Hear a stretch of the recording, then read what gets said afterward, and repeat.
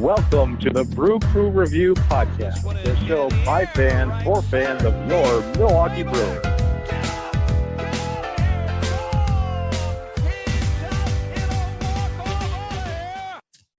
Welcome to the Brew Crew Review Podcast. Craig and Vince are your hosts today.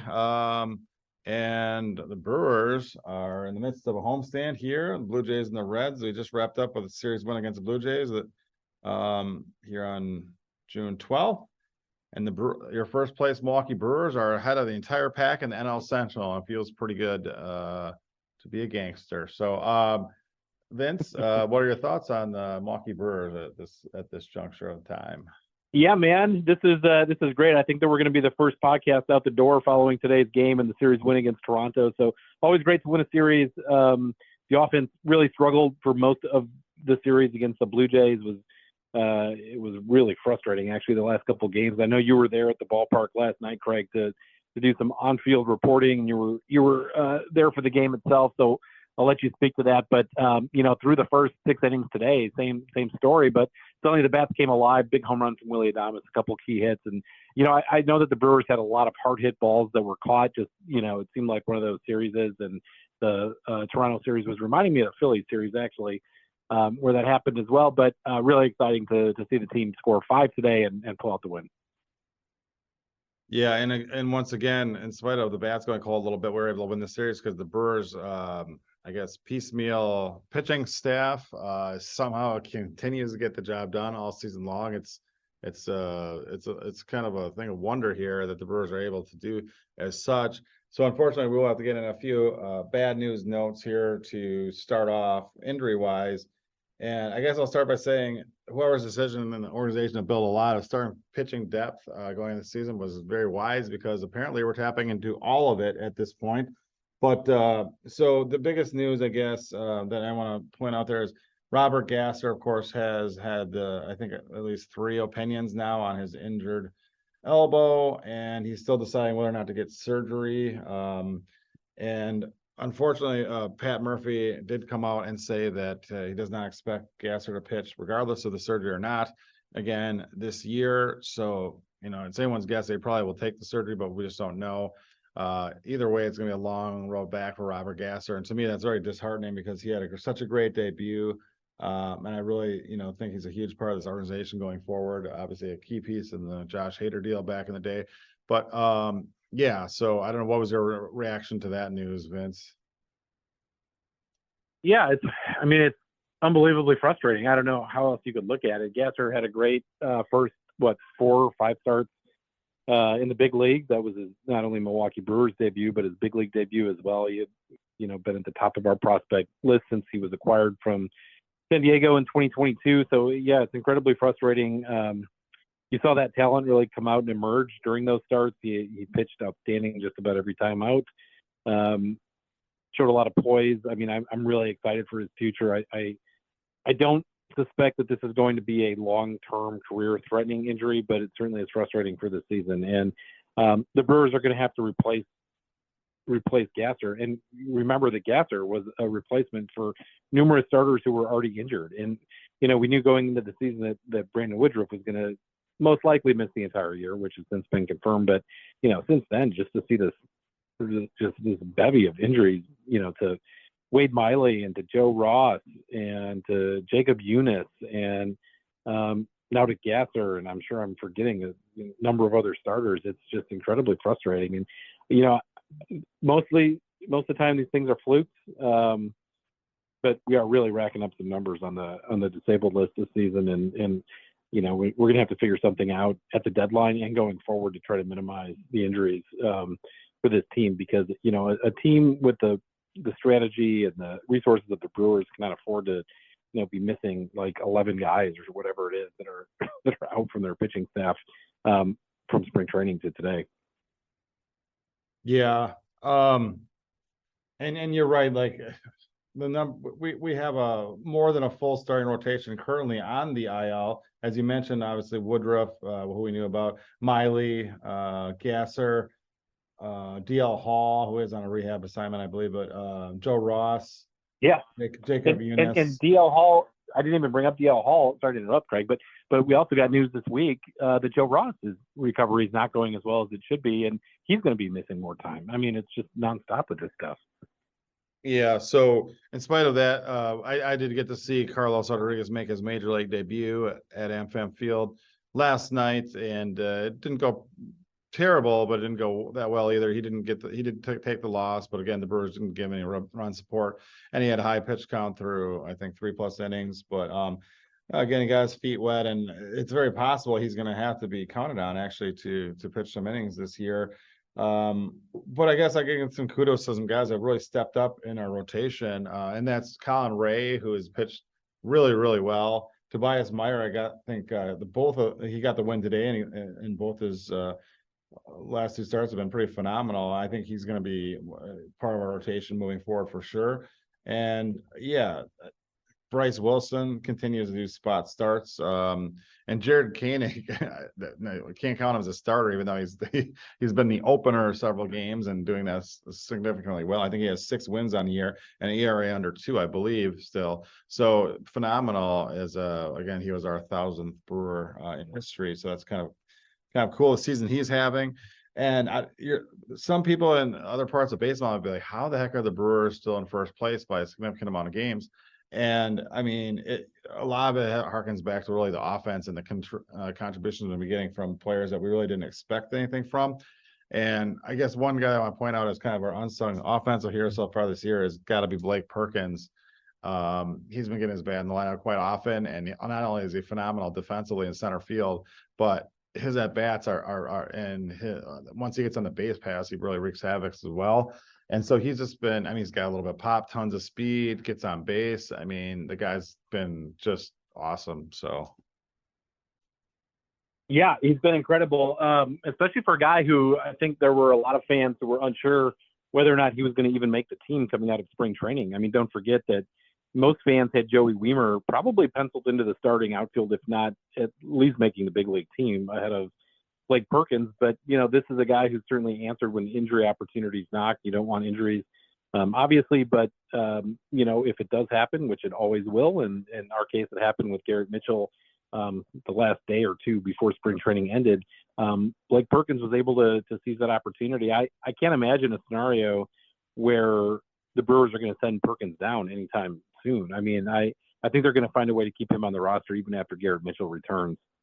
Well, he's definitely valuable in any capacity. I mean, is the last man on the bench as a defensive outfielder replacement, pinch runner. I mean, he's the type of guy that I think that, always harken back to the Rays, but I mean, they're the type of team that always has a player like that on their roster when they're a winning ball club. And he just seems to perfectly fit that, kind of jack of all trades and a very valuable piece to fill in for when starters are injured.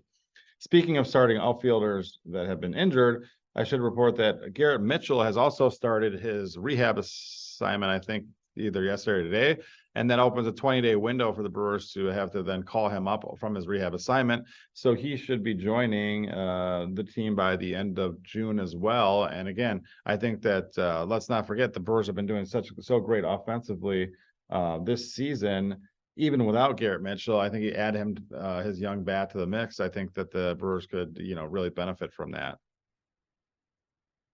Yeah, agreed. I'm very excited to see Mitchell. I've always been very high on him. I remember our report. I think we had the great one. Scott Bartell was on the podcast post-draft in 2020 after we drafted Mitchell, and it was in the middle of the pandemic, and we weren't really sure what we had at that point. But I've always been excited about Garrett Mitchell and his potential. I think that he's going to bring some energy to the team. I'm kind of excited to get a fresh bat in the lineup. Our offense has been consistently good for most of the season, but I think there were some signs in the last week that, we're needing that kind of spark to come back. So hopefully Garrett's part of that rejuvenation process for our offense. Another young player that's been having a great season with the bat and also on the field as our mostly starting third baseman has been Joey Ortiz, of course, part of the Corbin Burns deal.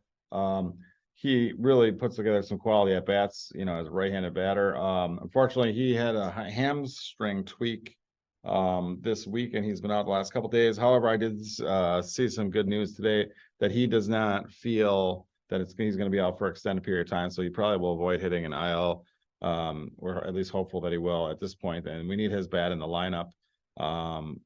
Very much so. So again, just it's up and down the lineup, like compared to what we've been dealing with offensively for the last, 5 to 10 years, really. The Brewers really seem like that some nice young hitters that put together some quality at bats.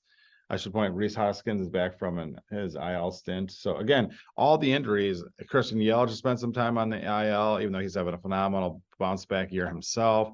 Willie Adames' bat really seems to be coming around and heating up this month, which that always seems to happen once the weather starts to get warm. And so yeah, so he's an exciting piece of this club, an essential one in my opinion. So yeah, I don't know. Overall, I think it's not just that the other teams, the NL Central, are doing horribly, and the Brewers are able to, get this nice little cushion of a division lead going into the middle of June here. The Brewers really have been a really quality team, and they definitely look like a playoff caliber team to me, moving forward. But again, all these injuries that we mentioned, and the Brewers have weathered all these, but at some point, the tape can only hold together so long before the injuries start to become a detriment to winning. And I just hope that we don't reach that point. And we're gonna have to have more contributions in the starting rotation, even for guys like Aaron Ashby, who did come up and make a spot start. And once he gets more innings at AAA and gets settled, and I think that we're gonna need his both him and Carlos Rodriguez to throw some innings in the rotation this year as well. So it'll be exciting. Yeah, and one other thing to kind of point out is, again, it's June. It's too early to start talking about the postseason by all metrics. But the Brewers do have the second biggest division lead in baseball after today's win. The Phillies are up by 10 on the Braves in the NL East. But outside of that, the Brewers being up by 7 over Pittsburgh and the rest of the division all bunched together in the Central is the biggest lead in baseball outside of the NL East. Yeah, absolutely. And no, I agree with you. However, about a month from now, it'll already be trade deadline talk, and I feel like the Brewers will not be on a selling end of anything this year. So I think well, let's hope not, man. We sold what we were in first place in 2022. And I know that the long-term results certainly have proven to be outstanding, with Contreras being acquired for Ruiz and Robert Gasser being acquired directly for Hader. But yeah, man, I hope we don't sell at the deadline as a first place team this season. Yeah, absolutely. So yeah, so I don't know. The Brewers yeah, I think that the upcoming schedule still looks kind of promising for the Brewers, and overall, this exciting team to come on out and watch. So hopefully fans coming out this weekend against the Reds. I know we got a road trip coming up here shortly, but the Brewers have been a great team both at home and on the road so far this season. So I mean, a lot of this again has to come down to Pat Murphy, who I know has done a phenomenal job. Everyone was freaking out about Craig Counsell leaving for the heated rival Cubs, but I think that obviously we've shown him in really good hands here with Pat Murphy. The Brewers do take a West Coast road trip next week, and they go out to Los Angeles, play the Angels for 3 games, and then I believe 4 games against the Padres. Yep, in San Diego. So, and again, the Brewers seem like the opposite type of team than the Padres, where the Padres have like star-studded up and down lineup. They've built a rotation, made trades, aggressive trades to bring in superstars, big signings, and yet they're never really in first place. Obviously in a tough division, but and the Brewers are kind of the opposite of that, where like we're really kind of piecemealing things together and doing all the little things it takes to winning. And so yeah, that's just an interesting difference in the way a team can be built by the general manager. Yeah, and Padres only 1 game up over 500 going into play today. Yeah, it's very interesting. So 36 and 35, even with Tatis and Machado and spending a ton of money. And granted, they've cut back a little bit from where they were at their high point last year after they traded Soto and jettisoned a little bit of money, but still, it's pretty unbelievable. So there was also some talk, recently that Jackson Trio has been struggling a little bit, as you would expect from a 20-year-old. And he's been his bat's been heating up over the last week or so. But overall, I think there's been some chatter that when maybe Widget comes back, he might be a candidate to be sent down Do you have many thoughts on, if someone had to get squeezed off of our offensive roster, outfielder wise, would you consider sending down Jackson Trio to get a little bit more seasoning at AAA, even though he's under a long-term contract with the Brewers? No, I would not. I think we stick with him at this point. I think that Brewers principal owner Mark Atanasio told a few of our colleagues, I know we had to miss that press conference, but told a few of our colleagues a few days ago that was not in the plans. And I agree when he says that Jackson really has nothing left to learn in the minor leagues. He's going to make it or break it in the major leagues. He's got a long-term contract. I think, is being given the time and the space that he needs to figure it out. He's getting the at-bats that he needs. I think he's actually been playing better, I would say, the last 10 games.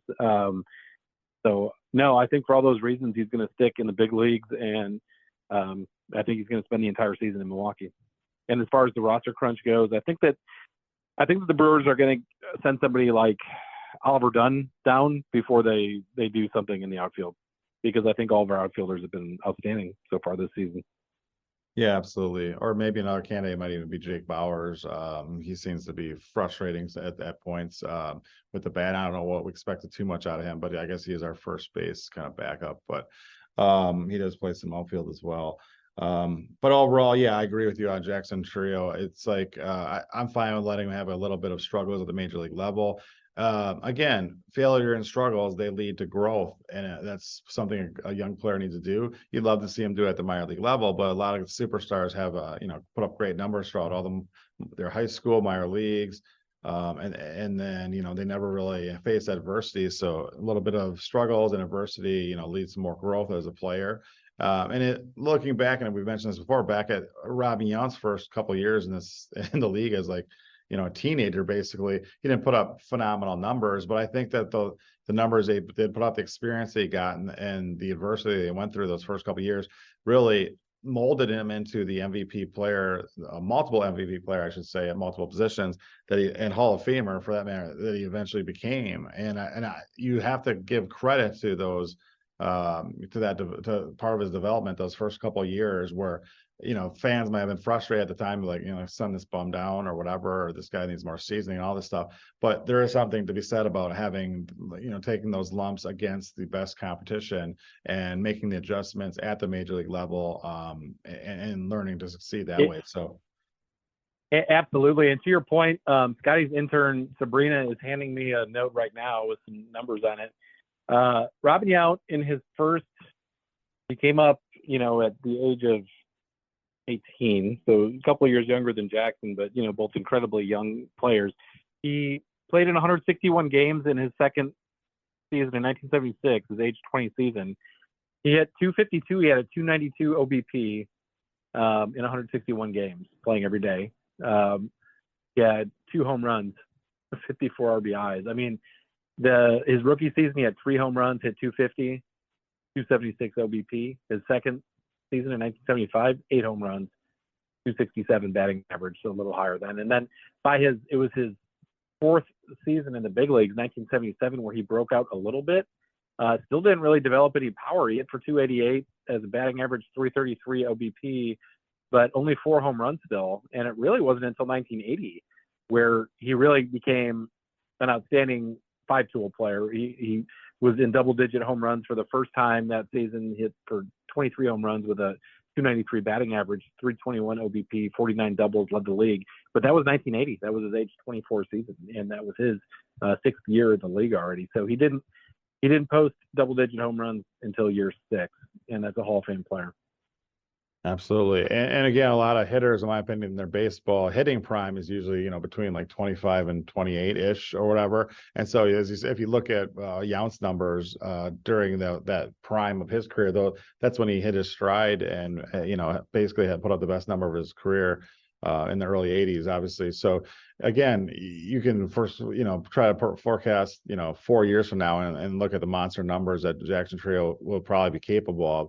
And you got to have faith that this guy's got the talent to do that. And we certainly do. And yeah, it'll be exciting to see him as a Brewer uniform for a very long time. So, because there are better times ahead. But like you said, even, he's growing in season here. And I think that His second half numbers will far exceed his first half numbers because he's learning on a daily basis. So that's something awesome. See, and it's not just Jackson, even a lot of the other younger hitters, Sal Frelick, Joey Ortiz, Bryce Terang, as we see already, is having a breakout season. He's one of the better hitters in the entire league right now. And he's even still. And the Brewers stuck with him last year, except for a brief stint down in the minors to work on something specific with his at bats. The Brewers stuck with him last year, and I'm glad that we did, because I think that's why we're seeing the Bryce Terang that we're seeing here in 2024, who, in my opinion, is not only one of the best players on the team, but is a potential all-star. Absolutely. So exciting times. This organization, again, cannot give them any more kudos on what they've been able to accomplish this season, and really built the foundation for the next really great Brewers team. I feel really coming right out of a time when we've already been perennial playoff contenders. So it's a very exciting time to be a Brewer fan, like I keep saying. So with that being said, it's time for everyone to stay classy here soon. So I don't know if you have anything else to add, Vince. Well, I just wanted to thank Tom Carter, our anonymous source. He is the one who kind of had texted me the heads up about the Brewers deciding to keep Churio up in the major league. So that was a heads up from Tom Carter, our anonymous source. Yeah, so I just wanted to thank him and Scott Bartell.